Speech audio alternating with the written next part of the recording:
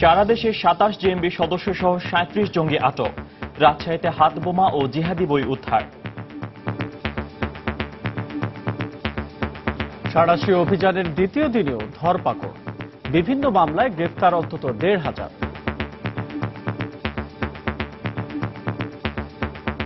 Police কর্মকর্তা স্ত্রী হত্যার ঘটনায় আটক শাহজামান মূল আসামি, ধারণা পুলিশের।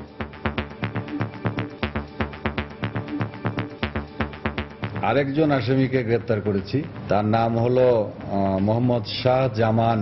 আমরা খবরের ভিত্তিতেই ধরেছি যে সে একজন মূল আসামি হতে পারে। দেখছিলেন প্রধান শিরোনাম। দুপুরের সময় সঙ্গে আছি আমি ফয়সাল মোর্শেদ এবং আমি আসাদ আজিম। এবার অন্যান্য শীর্ষ সংবাদ।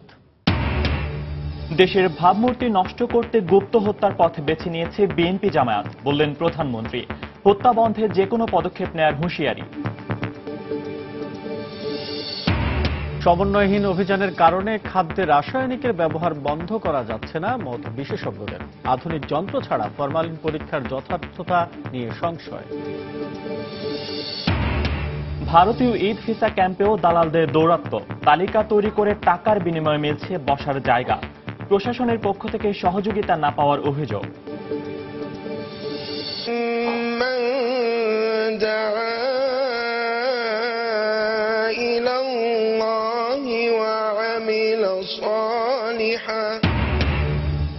সব ধর্মের মানুষের শ্রদ্ধা আর ভালোবাসায় চিরনিদ্রায় শায়িত হলেন কিংবদন্তি মুষ্টিযোদ্ধা মোহাম্মদ আলী। যুক্তরাষ্ট্রের লুইভিলে লাখো মানুষের ঢল।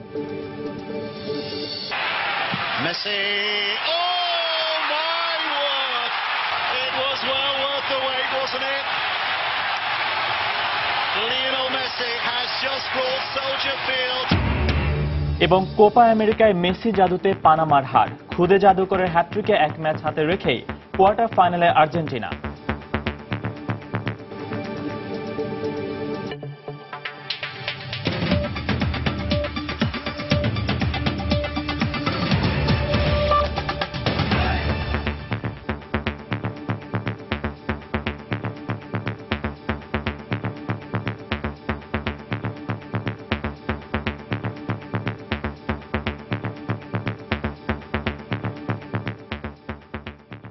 রাজধানী সহ দেশের বিভিন্ন স্থানে আইনশৃঙ্খলা রক্ষা বাহিনীর সাঁড়াশি অভিযানে ৯ জেএমবি সদস্য সহ অন্তত ১,৫০০ ব্যক্তিকে আটক করা হয়েছে। এছাড়া সাতক্ষীরার তালায় সঞ্জিত অধিকারী নামে এক চরমপন্থী দলের সদস্য এবং যশোরে ডাকাত দলের এক সদস্যকে গুলিবিদ্ধ অবস্থায় আটক করা হয়েছে। স্বরাষ্ট্র মন্ত্রণালয়ের নির্দেশে শুক্রবার রাত থেকে আজ সকাল পর্যন্ত রাজশাহীর বিভিন্ন এলাকায় অভিযান চালিয়ে সন্দেহভাজন ৫৮ জনকে আটক করা হয়। এর মধ্যে বাগমারা, পুঠিয়া এবং চারঘাট উপজেলায় অভিযান চালিয়ে জেএমবির ৯ জন সক্রিয় সদস্যকে আটক করা হয়। এ সময় তাদের বাসা থেকে জিহাদি বইসহ ৫টি তাজা বোমা উদ্ধার করা হয়।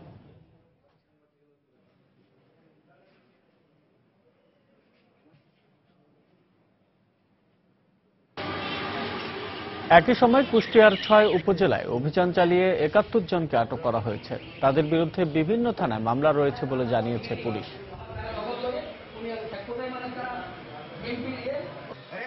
সাতক্ষীরায় বিভিন্ন স্থানে অভিযান চালিয়ে ৩৬ জনকে আটক করা হয়েছে। এর মধ্যে তালায় সঞ্জিত অধিকারী নামে এক চরমপন্থী দলের সদস্যকে গুলিবিদ্ধ অবস্থায় আটক করা হয়।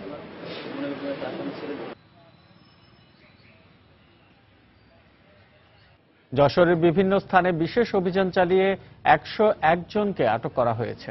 পুলিশের সঙ্গে ডাকাত দলের বন্দুকযুদ্ধে আবু ইছা নামে একজন গুলিবিদ্ধ হন।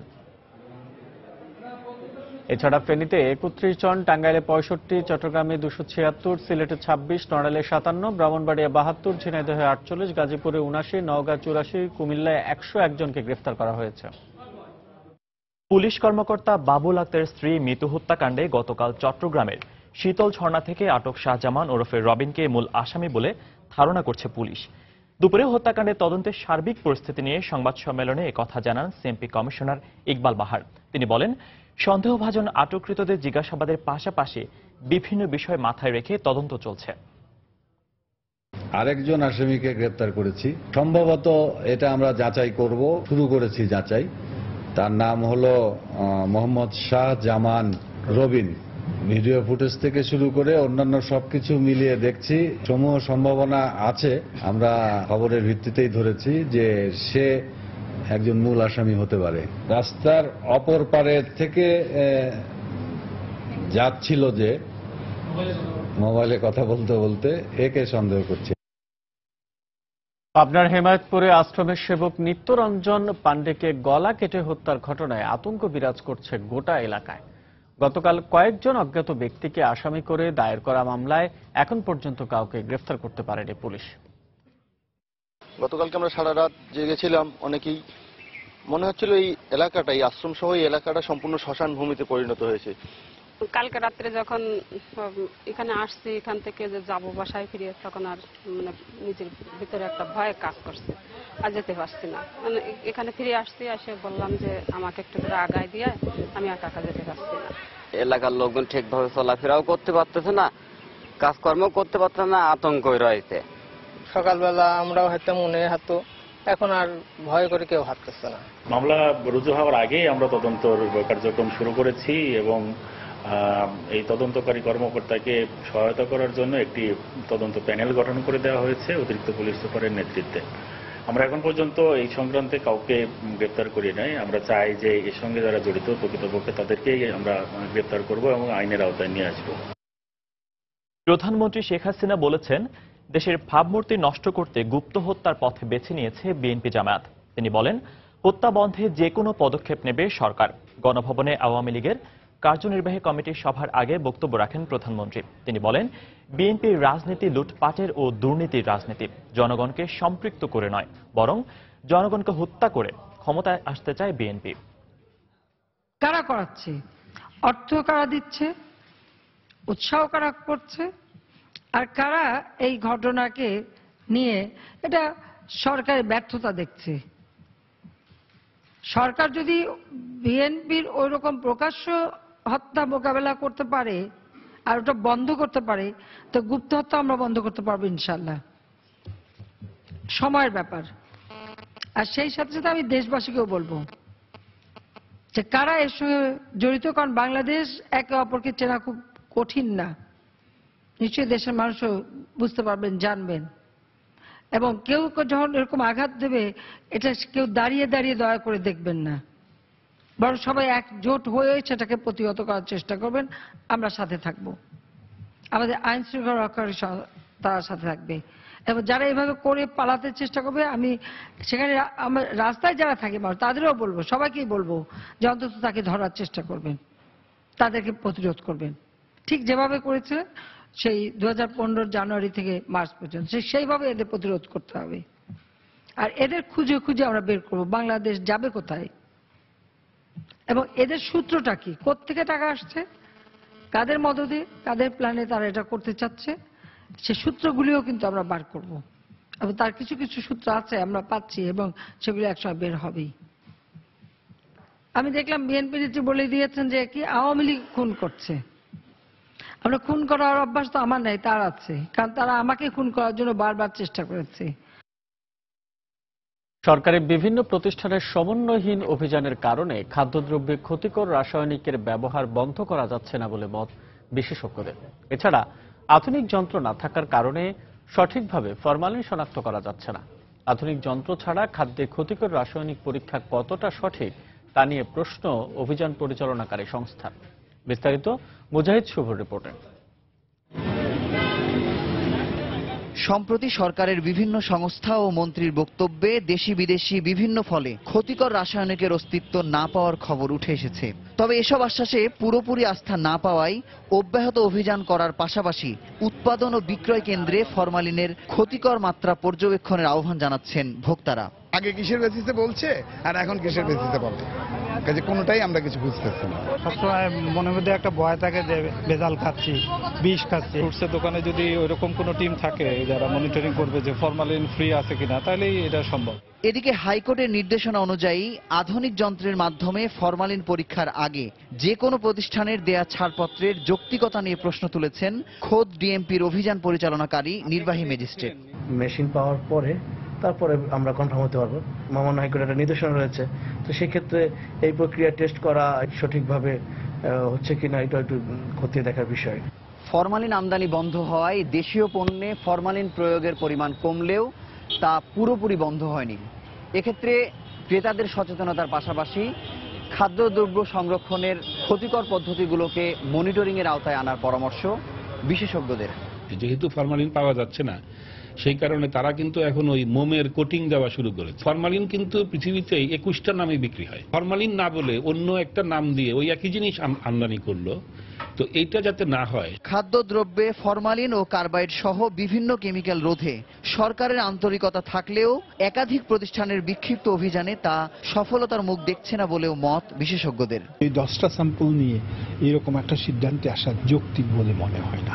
স্যাম্পলিং এর পরিমাণ অনেক বাড়ানো উচিত এবং নজরদারিটাকে কখনো কমানো যাবে না। কয়েক বছর ধরে ভেজাল বিরোধী অভিযানের পর অবশেষে জনগণ কিছুটা সুফল পেতে শুরু করলেও কাঙ্ক্ষিত সফলতা থেকে তা অনেক দূরে বলে মত বিশ্লেষকদের। মুজাহিদ শুভ, সময় সংবাদ, ঢাকা।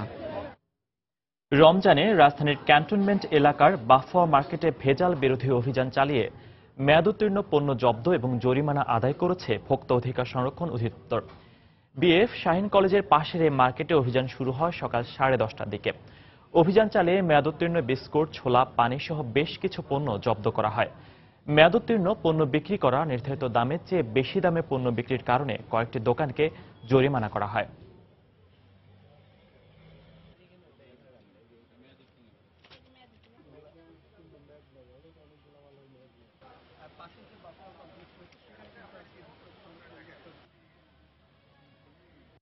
এখানে এসে যেটা পেলাম যে মেয়াদ উত্তীর্ণ কিছু পণ্য পেয়েছি, সেগুলো আমরা বাজেয়াপ্ত করেছি এবং তারপর জরিমানাও করেছি। আরটা হচ্ছে যে অনেকে হাতে স্টিকার লিখেছে এবং পণ্যের গায়ে কোনো মূল্য লেখা নেই, সেটার উপর আমরা জরিমানা করি। আমরা আসলে জরিমানাটা করছি যাতে ওনারা সংশোধন হয়। আমরা হুঁশিয়ারি করে দিচ্ছি, যদি সংশোধন হয় তাহলে ভালো, আর যদি একই অপরাধ ওনারা দ্বিগুণ করে তাহলে আমরা সেই ক্ষেত্রে আমরা মানে দ্বিগুণ করতে পারি। দুপুরের সময় আরও থাকছে, বাজেটে ব্যবসায়ীদের 90% প্রস্তাবনায় বিবেচনা করা হয়নি বলছে এফবিসিসিআই। রাজস্ব আদায়ের নামে হয়রানির অভিযোগ।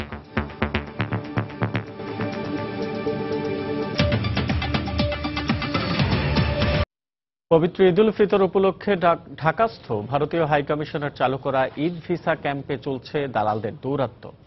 অভিযোগ রয়েছে প্রতিদিন রাতের বেলায় অপেক্ষমান ভিসা প্রার্থীদের জন্য তালিকা তৈরি করছেন দালালরা এবং সেখানে টাকার বিনিময়ে মিলছে জায়গা। ভিসা প্রার্থীরা আরও অভিযোগ করছেন, দালালদের এসব কর্মকাণ্ডের বিরুদ্ধে অভিযোগ করেও পুলিশ ও প্রশাসনের পক্ষ থেকে কোনো সহযোগিতা পাওয়া যাচ্ছে না। সামিউল মুঈদের প্রতিবেদন। শনিবার রাত 1:45 রাজধানীর বারিধারায় অবস্থিত ভারতীয় দূতাবাসের সামনের দৃশ্য এটি। কয়েকটি গণমাধ্যমের ক্যামেরা পৌঁছাতেই দেখা গেল যে অপেক্ষমান ভিসা প্রার্থীদের নামের তালিকা তৈরি করছেন দালালরা।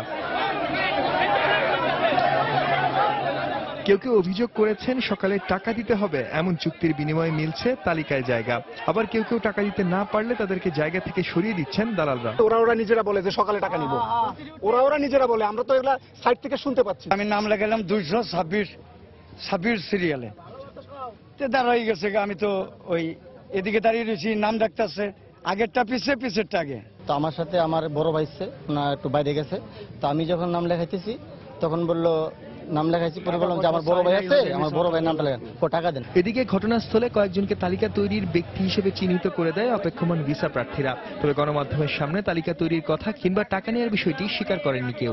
হয়তো যে আসছি তা না, হ্যাঁ আমিও আসছি, চা খাইছি, সিগারেট খাইছি, তারপর এক পর্যায়ে মানুষজন দেখে আগে গেছি। আপনার হাতে লিস্ট ছিল, লিস্ট 3-4 জন একসাথে বের হয়ে গেলেন, আপনারা একসাথে সরে গেলেন এবং আপনারাও না আমি সরে যাইনি। দালালের বিরুদ্ধে কেন কোনো পদক্ষেপ নেওয়া হচ্ছে না এই বিষয়ে কথা বলতে চাইলে গণমাধ্যম কর্মীদের সাথে কথা বলতে রাজি হননি ঘটনাস্থলে উপস্থিত পুলিশ সদস্যরা। সামিউল মুঈদ, সময় সংবাদ, ঢাকা। রাজনৈতিক পরিচয়ের আড়ালে জঙ্গি তৎপরতা চালালে তা কোনোভাবে বরদাস্ত করা হবে না বলে হুঁশিয়ারি দিয়েছেন খাদ্যমন্ত্রী অ্যাডভোকেট কামরুল ইসলাম। সকালে ঢাকা বিশ্ববিদ্যালয়ের টিএসসি মিলনায়তনে আওয়ামী লীগ সভানেত্রী শেখ হাসিনার কারামুক্তি দিবস উপলক্ষে বাংলাদেশ ছাত্রলীগ আয়োজিত এক আলোচনা সভায় তিনি এই হুঁশিয়ারি দেন। এ সময় তিনি অভিযোগ করেন, বিএনপি বিভিন্ন জঙ্গি সংগঠনের পৃষ্ঠপোষক এবং তাদের হয়ে দেশে গুপ্ত হত্যা চালাচ্ছে। আন্তর্জাতিক ষড়যন্ত্রকারীদের সাথে এই বিএনপি জামাত গাঁটছড়া বেঁধে আজকে বাংলাদেশে জঙ্গিবাদী তৎপরতা চালাচ্ছে। আলমগীর সাহেব সরকার সারাশি অভিযান চালাচ্ছে জঙ্গিদের ধরার জন্য, সন্ত্রাসীদের ধরার জন্য। সেই সন্ত্রাসী যদি আপনার দলে থাকে, সেই সন্ত্রাসী যদি ছাত্র দলের নেতা কর্মীরা হয়, কাউকে ছাড় দেওয়া হবে না।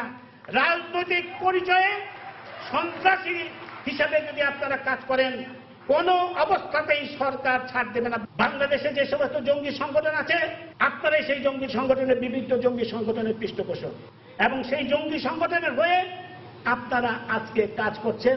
রাজনৈতিক দলের আড়ালে জঙ্গি তৎপরতা চালাবেন, কোন অবস্থাতেই তা বরদাস্ত করা হবে না। ঈদের আগে বকশিসের ব্যবস্থা করতে জঙ্গি দমনের নামে আইনশৃঙ্খলা বাহিনীকে অভিযান চালাচ্ছে বলে অভিযোগ করেছেন বিএনপির সিনিয়র যুগ্ম মহাসচিব রুহুল কবির রিজভী।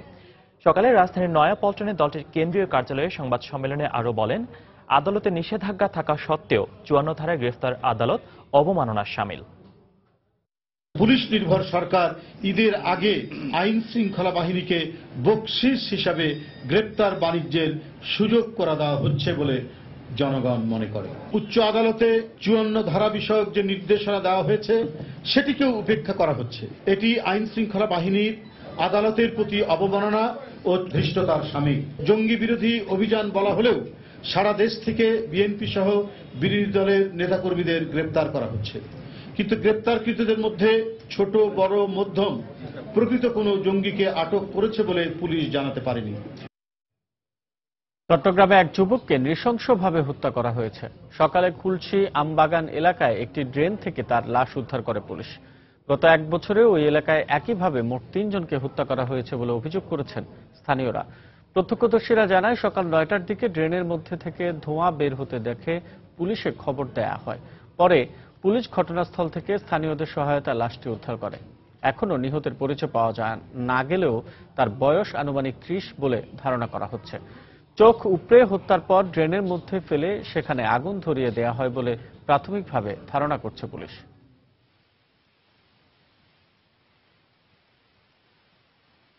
এই ধরনের ডেড বডি এই অঞ্চলে ইতিপূর্বে পাওয়া গেছে। এটা বাইরে থেকে মেরে এখানে এনে ফেলে যায়। এই জায়গাটা অত্যন্ত নিরিবিলি এবং পাহাড়ি অঞ্চল। এখানে পর্যাপ্ত পরিমাণ আলো নাই, যার জন্য অন্ধকারের ভিতরে কে কি করছে সেটা ঠিক দেখা যায় না। আর সম্ভবত পুলিশি টহলটাও একটু অপ্রতুল্য। এটা যদি আর একটু বাড়ানো যায় তাহলে এই ধরনের ঘটনা বোধহয় ঘটতো না। চোখগুলা উঠিয়ে ফেলেছে এবং ওকে মেরে যে এটাকে ডেড বডি যাতে কেউ না চেনে এই জন্য আগুন লাগিয়ে দিয়েছে বলে আমার মনে হচ্ছে। গাজীপুরের কাশিমপুর কারাগারে মানবতা বিরোধী অপরাধ মামলায় ফাঁসির দণ্ডপ্রাপ্ত আসামি মীর কাশেম আলীর সঙ্গে দেখা করেছেন তার ছেলে সহ ৫ আইনজীবী। সকালে কেন্দ্রীয় কারাগারে ২-এ কাশেম আলীর সঙ্গে দেখা করেন তারা। সেখানে প্রায় ১ ঘন্টা অবস্থান করার পর বের হয়ে আসেন আইনজীবী ও তার ছেলে। পরে আইনজীবী সাংবাদিকদের বলেন, দণ্ডের বিরুদ্ধে রিভিউ পিটিশন জমা দেওয়ার নির্দেশ দিয়েছেন মীর কাশেম আলী। ২০১৬-১৭ অর্থ বছরের বাজেটে ব্যবসায়ীদের দেয়া ৯০% প্রস্তাবনাই বিবেচনা করা হয়নি বলে অভিযোগ করেছে ব্যবসায়ীদের শীর্ষ সংগঠন বিসিসিআই। সকালে রাজধানীর মতিঝিলের চেম্বার ভবনে আয়োজিত বাজেট প্রতিক্রিয়া বিষয়ক এক সংবাদ সম্মেলনে এ অভিযোগ করা হয়।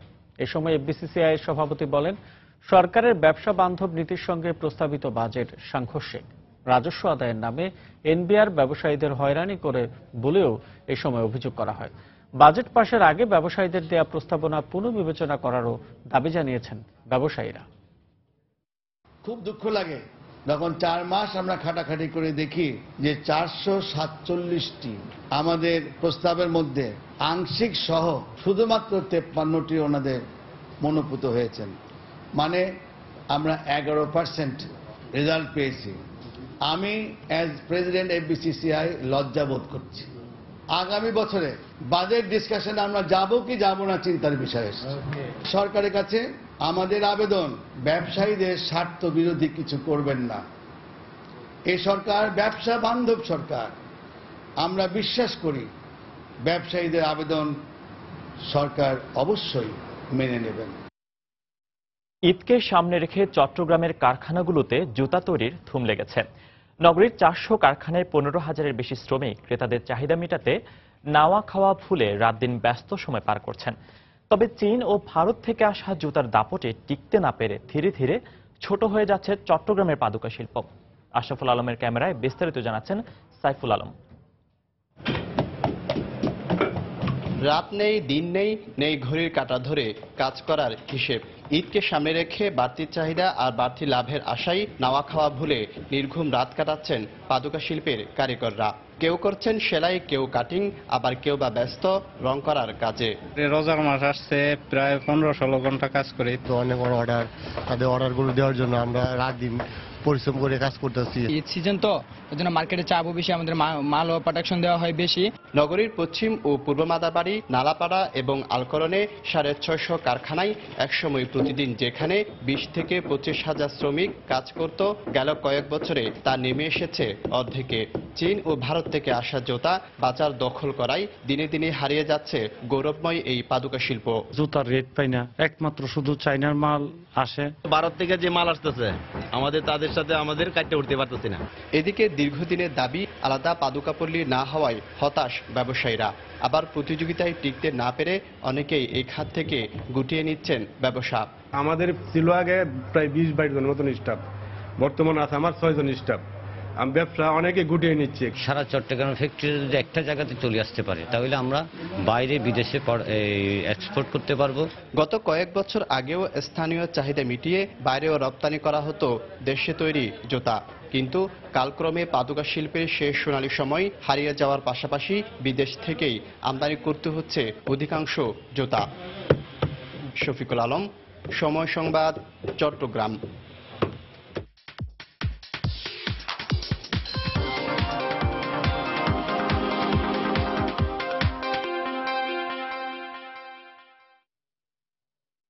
রমজানের শেষের দিকে ভিড় এড়াতে অনেকেই শুরুর দিকে কেনাকাটা সেরে ফেলেন, আবার অনেকেই বিপণী বিতানে আসেন নতুন পণ্যের যাচাই বাছাই করতে।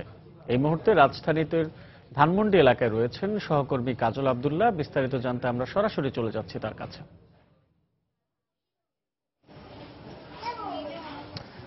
আসাদ, আপনাকে ধন্যবাদ। আমি এই মুহূর্তে দাঁড়িয়ে আছি রাজধানীর রাপা প্লাজা জয়িতায়। এখানে জামা কাপড় সহ মেয়েদের পোশাক সামগ্রী এবং বাচ্চাদের সবকিছু মিলেই সব শ্রেণী পেশার মানুষের এখানে বিভিন্ন পণ্য পাওয়া যায়। সেক্ষেত্রে এখানে ঈদকে কেন্দ্র করে এখানে যারা বিক্রেতারা আছেন, সে বিক্রেতারা এবং যারা উদ্যোক্তা আছেন তারাও তাদের নিজস্ব সামগ্রী এবং নিজেদের অবস্থা থেকে এবং ঈদকে কেন্দ্র করে যে আকর্ষণীয় যে পোশাকগুলো আছে এই পোশাকগুলোই তোলার চেষ্টা করেছেন তারা। এছাড়া যে শাড়ি সহ যে জামাগুলো আছে এখানে সেগুলো মূলত দেশীয় উৎপাদন এবং দেশীয় পণ্য হিসেবে তারা বিক্রি করছেন এবং দেশে যে বিভিন্ন হস্তশিল্প সহ বিভিন্ন কাজগুলো আছে সেইগুলোই মূলত ক্রেতাদের সামনে তুলে ধরার চেষ্টা করছেন তারা। এছাড়া আমরা যে স্টলগুলোতে কাপড়গুলো দেখছি এই কাপড়গুলো মূলত এখানে দেশীয় যারা উদ্যোক্তা আছেন তাদেরই হাতে তৈরি। এছাড়া যে শাড়িগুলো আমরা বিভিন্ন এখানে ক্রেতাদেরও দেখছি একটু ভিড়, তারা দেখে শুনে তাদের প্রয়োজনীয় যে ঈদকে কেন্দ্র করে তাদের আকর্ষণের যে কাপড়টি তাদের দরকার সেই কাপড়টি তারা কিনছেন এবং তারা মোটামুটি আজকে ঈদ মার্কেট হিসেবে আজকে মূলত বাইরে আবহাওয়া একটু খারাপ হওয়ায় সকালে আপনি জানেন যে বৃষ্টি ছিল, এই বৃষ্টির কারণে এবং আজকে রমজানের প্রথম দুপুরের দিকে এবং সকালের দিকে একটু লোকজন কম থাকে, সেক্ষেত্রে সেই ধারাবাহিকতায় আজকেও মার্কেটে একটু হলেও লোকজন খুব কম বলা চলে। সেক্ষেত্রে এখানে বিক্রেতাদের সাথে আমি কথা বলেছি, তারা আমাকে জানিয়েছেন যে 10 রমজানের পরে মূলত তাদের বিক্রিটি শুরু হবে। আর এক্ষেত্রে 10 রমজানের আগে যারা আসেন তারা মূলত দেখতে আসেন এবং বিভিন্ন যে পণ্যগুলো আছে এই পণ্যগুলো তাদের বিক্রির জন্যই তাদের এই উদ্যোগ। এছাড়া সব মিলিয়ে 10 রমজানের পরেই একটি আশানুরূপ বিক্রির সম্ভাবনার কথা তারা জানিয়েছেন আমাকে। আসাদ, এই ছিল রাজধানীর রাপা প্লাজা থেকে সর্বশেষ অবস্থা। ভারত জিম্বাবুয়ে ওয়ানডে সিরিজের খবর। 3 ম্যাচ সিরিজের প্রথম ওয়ানডেতে ভারতের কাছে টস হেরে ব্যাট করছে স্বাগতিক জিম্বাবুয়ে। শেষ খবর পাওয়া পর্যন্ত তাদের সংগ্রহ 3 উইকেটে 62 রান। হারারে স্পোর্টস ক্লাব মাঠে ব্যাটিংয়ে নেমেই ধাক্কা খায় স্বাগতিকরা। দলীয় 8 রানে বারিন্দ্রা স্ট্রানের শিকার হয়ে আউটের খাতায় নাম লেখান পিটার মোর, তিনি করেন 3 রান। আরেক ওপেনার চিবাবা 13 ও অধিনায়কত্ব হারানো মাসাকাজ্জা আউট হয়েছেন 14 রানে। এদিকে নিয়মিত একাদশে বেশ কয়েকটি পরিবর্তন নিয়ে নেমেছে জিম্বাবুয়ে, সেই সাথে গ্রায়েম ক্রেমারের নেতৃত্বে প্রথম ম্যাচ জিম্বাবুয়ানদের। এছাড়াও অধিনায়ক হিসেবে টিম ইন্ডিয়ার স্কোয়াডে ধোনি থাকলেও দলের অধিকাংশ ক্রিকেটারই অনভিজ্ঞ। রঙিন পোশাকে এ ম্যাচে অভিষেক হয়েছে লোকেশ্বর রাহুল, কারুণ নায়ের ও স্পিনার চাহালের।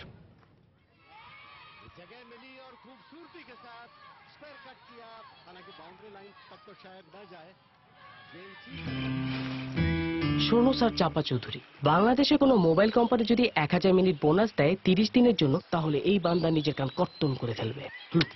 তোর মোবাইলটা দে তো। বিশ্বাস করুন আর নাই করুন, রবিতে *1000# ডায়াল করলে পাবেন 1000 মিনিট বোনাস 30 দিনের জন্য। অফারটি উপভোগ করতে পূরণ করুন প্রতিদিনের সহজ টার্গেট। গড ব্লেস ইউর কান।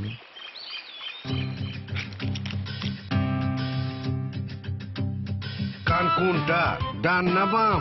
রবি। গাজীপুরে বাস চাপায় 3 পোশাক শ্রমিক আহতের ঘটনায় বাসে আগুন দিয়েছে বিক্ষুব্ধ শ্রমিকরা। সকালে ঢাকা টাঙ্গাইল মহাসড়কের ইটহাটা এলাকায় এই ঘটনা ঘটে। বিক্ষুব্ধ শ্রমিকরা জানান, দিগন্ত সোয়েটার কারখানার নিরাপত্তা রক্ষী ফজলুর রহমান শ্রমিকদের রাস্তা পার করছিলেন। সে সময় অনাবিল পরিবহনের দ্রুত গতির একটি বাস নিরাপত্তা রক্ষীকে ধাক্কা দেয়। একই সময় অপর দিক থেকে আসা একটি সিএনজিও উল্টে যায় ওই বাসের ধাক্কায়। তাৎক্ষণিকভাবে গুরুতর অবস্থায় আহত 3 জনকে উদ্ধার করে স্থানীয় হাসপাতালে ভর্তি করা হয়।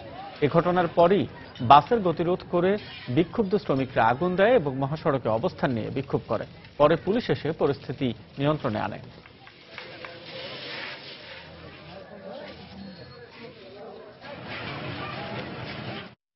দুপুরের সময় আরো থাকছে।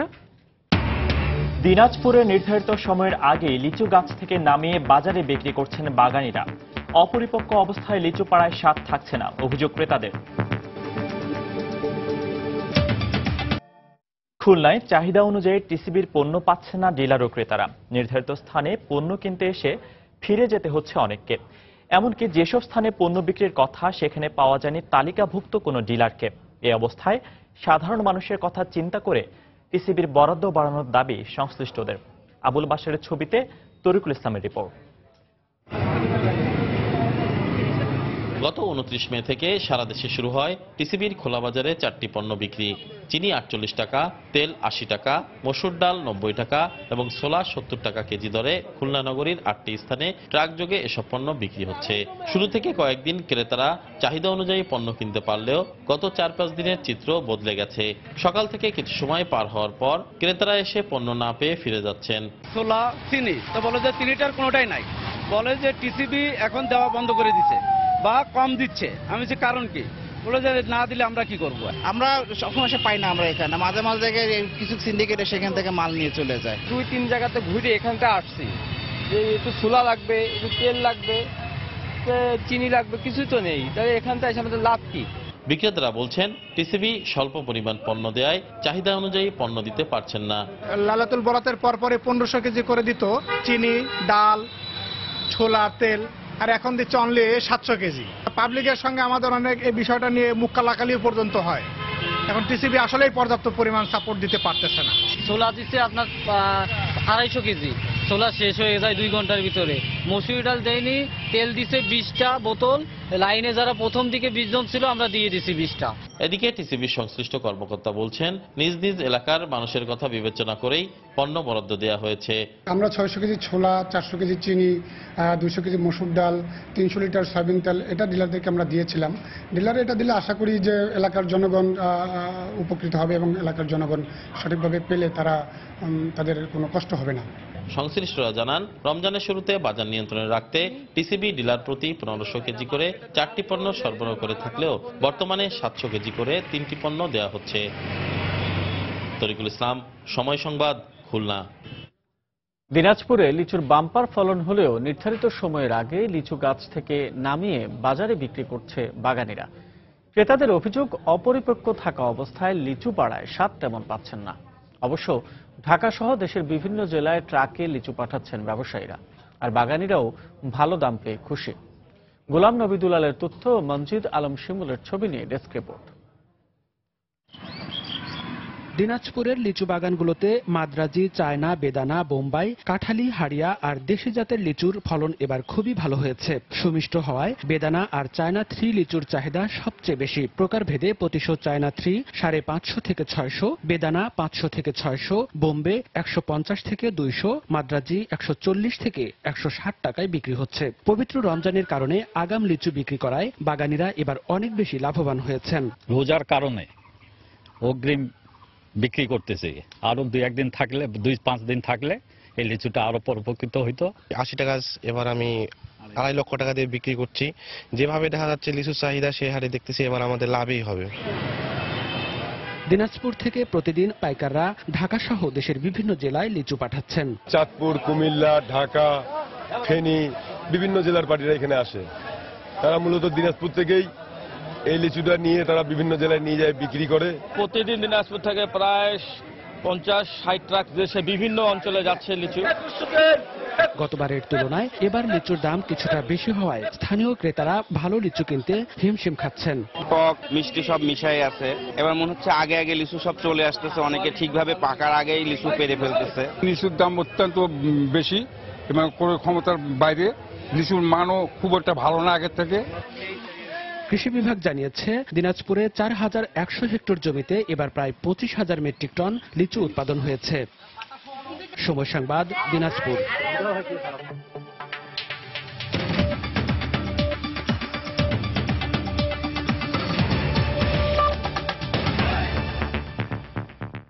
যুক্তরাষ্ট্রের কেন্টাকি অঙ্গরাজ্যের শহর লুইভিলে সমাহিত হলেন কিংবদন্তি মুষ্টিযোদ্ধা মোহাম্মদ আলী। দাফনপূর্ব বিদায় অনুষ্ঠানে অংশ নেন বিভিন্ন ধর্মাবলম্বীর মানুষ। যুদ্ধ ও আগ্রাসন বিরুদ্ধে মানবতাবাদী এই বক্সিং কিংবদন্তিকে চির বিদায় জানাতে নামে মানুষের ঢল। মোহাম্মদ আলীর ইচ্ছা অনুযায়ী 2 দিনব্যাপী অনুষ্ঠানের প্রথম দিনে মুসলিম রীতিতে জানাজা পড়ানো হয়, আর দ্বিতীয় দিনের দাফন অনুষ্ঠানটি ছিল বিশ্বজনীন আয়োজন। বিশ্ব নেতা ও শত শত মানুষের অংশগ্রহণে অনুষ্ঠানটি রূপ নেয় সর্বধর্মীয় অনুষ্ঠানে। এই শহরে জন্ম বক্সিং কিংবদন্তি মোহাম্মদ আলীর। শৈশব কৈশোরের স্মৃতি বিজড়িত স্থানের পাশ দিয়ে শেষবারের মতো নিয়ে যাওয়া হয় তার লাশ। সকাল থেকেই তাই লুইভিলের রাস্তার দুধারে ভক্তদের ভিড়। মোহাম্মদ আলীর কফিন বহনকারী গাড়ির বহর রাস্তা ধরে এগিয়ে চলছিল, তখন আলী আলী ধ্বনিতে মুখরিত হয় চারদিক। কোটি মানুষের ভালোবাসায় সিক্ত হয়ে পরিবার ও ঘনিষ্ঠ বন্ধুদের উপস্থিতিতে কেভ হিলের কবরস্থানে সমাহিত হন বিশ্বখ্যাত মুষ্টিযোদ্ধা মোহাম্মদ আলী।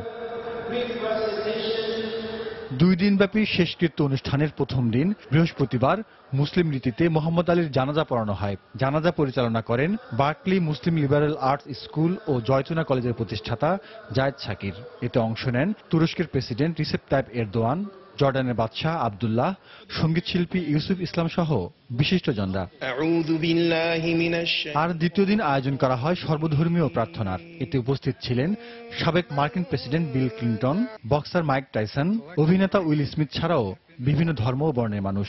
এ সময় মোহাম্মদ আলীর স্মৃতিচারণ করতে গিয়ে আবেগপ্রবণ হয়ে যান অনেকেই।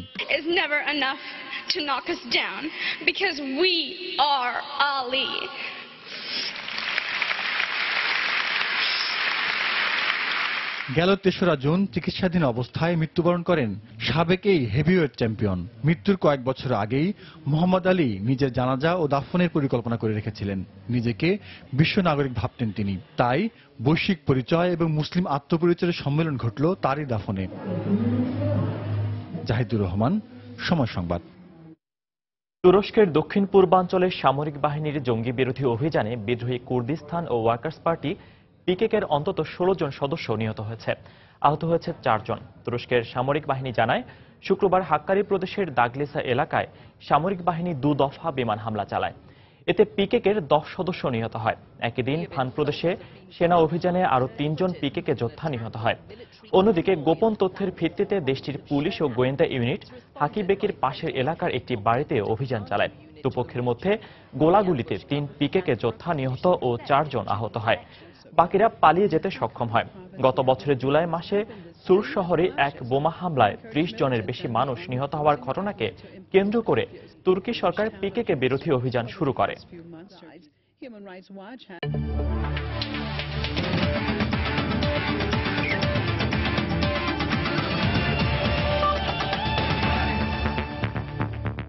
কোপা আমেরিকার খবর।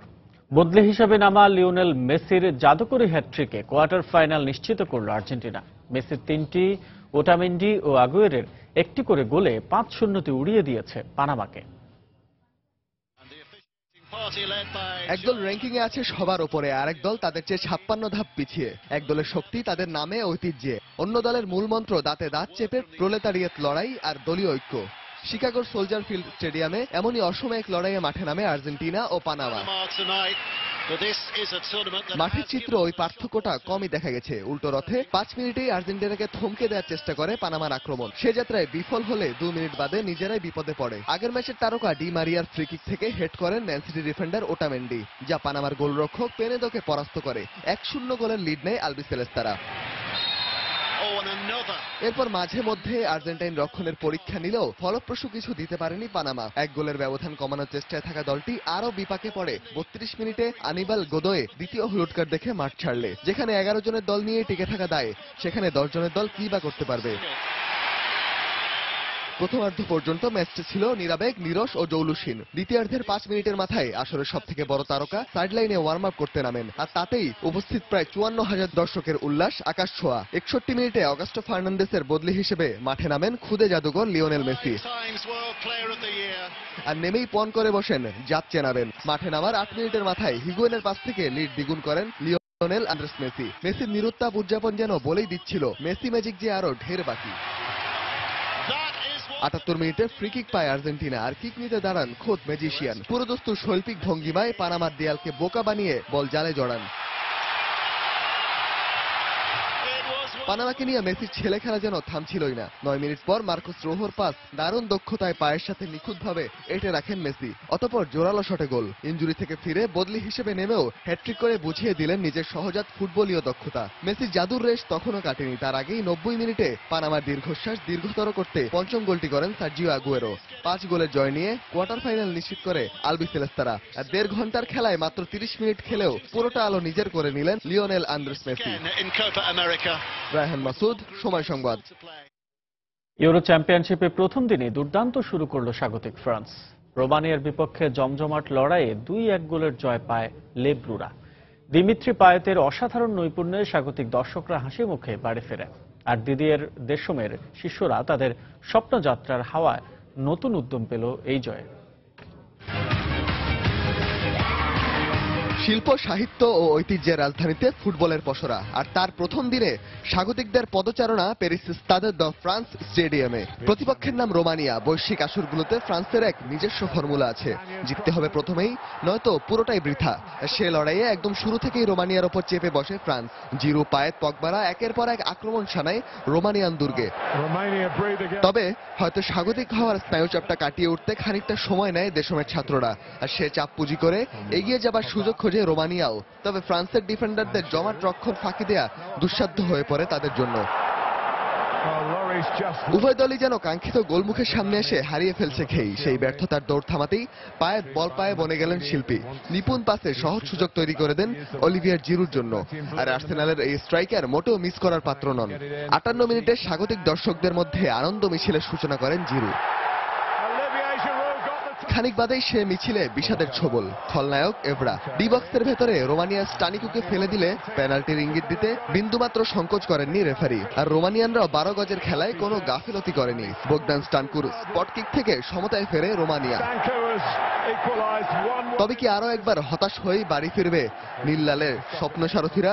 আরো একবার তেরঙ্গা পতাকায় বিহব্বল মুখগুলো কান্না চেপে যাবে? না, এবার তেমন চিত্রনাট্য লেখা নেই। বারে বারে পোস্টের একদম কাছে থেকে ব্যর্থ হওয়া ফরাসি আক্রমণ ভাগে প্রাণ আনেন ইংলিশ প্রিমিয়ার লিগের 2 কুশলী।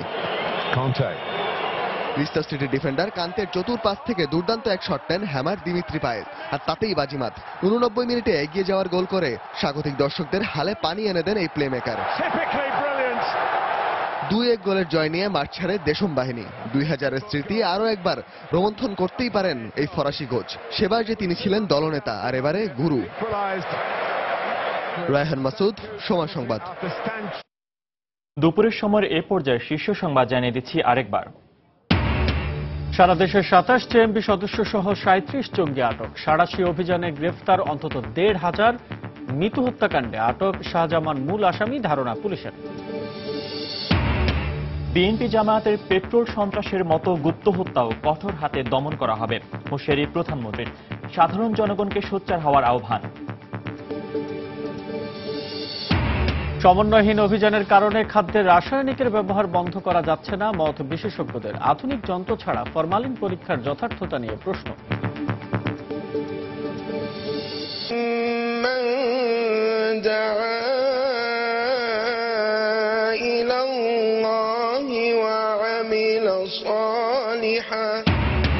সব ধর্মের মানুষের শ্রদ্ধা আর ভালোবাসায় চিরনিদ্রায় শায়িত হলেন কিংবদন্তি মুষ্টিযোদ্ধা মোহাম্মদ আলী। যুক্তরাষ্ট্রের লুইভিলে লাখো মানুষের ঢল।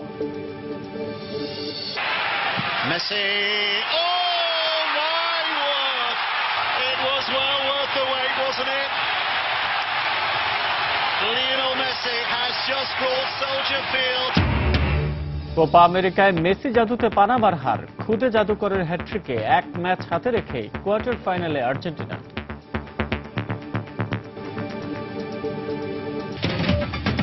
এই ছিল দুপুরের সময়। যে কোনো খবর পেতে ভিজিট করুন সময়নিউজ.tv। সঙ্গে থাকুন সময়ের।